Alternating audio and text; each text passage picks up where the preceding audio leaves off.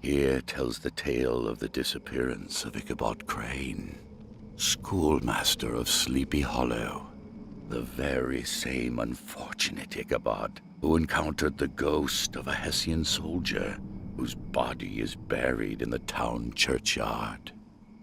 The specter is known at all the country firesides by the name of the Headless Horseman of Sleepy Hollow.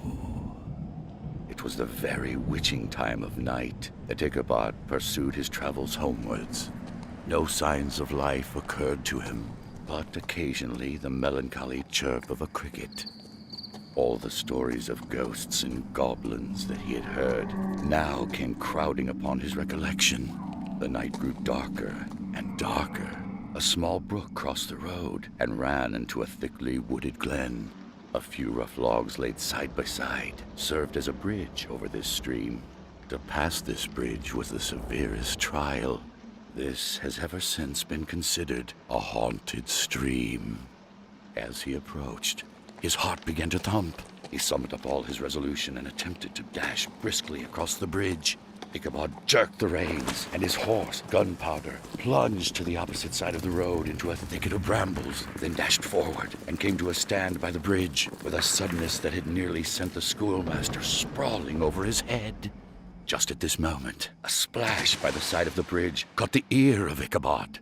In the dark shadows of the grove, he beheld something huge, misshapen and towering. It stirred not, but seemed gathered up in gloom.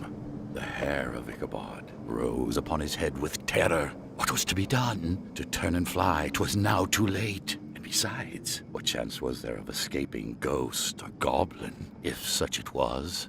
Then the shadowy object of alarm put itself in motion, and with a scramble and a bound stood at once in the middle of the road.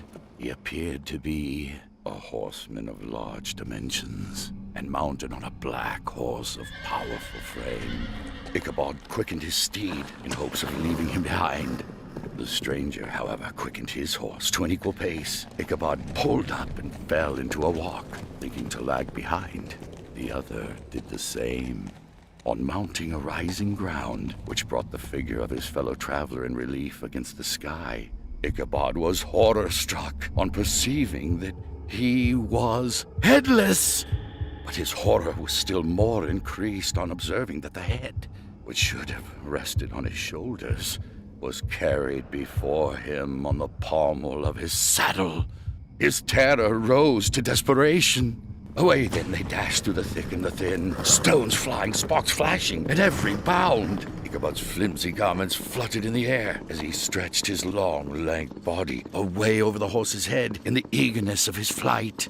They had now reached the road which turns off to Sleepy Hollow, but Gunpowder, who seemed possessed with a demon, made an opposite turn and plunged headlong downhill to the left. This road led over a bridge to a green knoll on which stands a church. The panic of the steed had given his unskillful rider an apparent advantage in the chase. An opening in the trees now cheered him with the hopes that the church bridge was at hand. For once he crossed that very bridge, the ghost's power would surely end. Just then, he heard the black steed panting and blowing close behind him. He even fancied that he felt his hot breath. Old Gunpowder sprang upon the bridge. He thundered over the resounding planks. He gained the opposite side, and now Ichabod cast a look behind to see if the pursuer should vanish. Just then, he saw the goblin rising in his stirrups, and in the very act of hurling his head at him, Ichabod endeavored to dodge the horrible missile, but too late. It encountered his cranium with a tremendous crash. He was tumbled headlong into the dust, and Gunpowder, the black steed, and the goblin rider passed by like a whirlwind. The next morning, the old horse was found soberly cropping the grass at his master's gate. Dinner hour came, but no Ichabod. The boys assembled at the schoolhouse and strolled idly about the banks of the brook, but no schoolmaster. And after diligent investigation, they came upon his traces. On the bank of a broad part of the brook, where the water ran deep and black, was found the hat of the unfortunate Ichabod, and close beside it, a shattered pumpkin.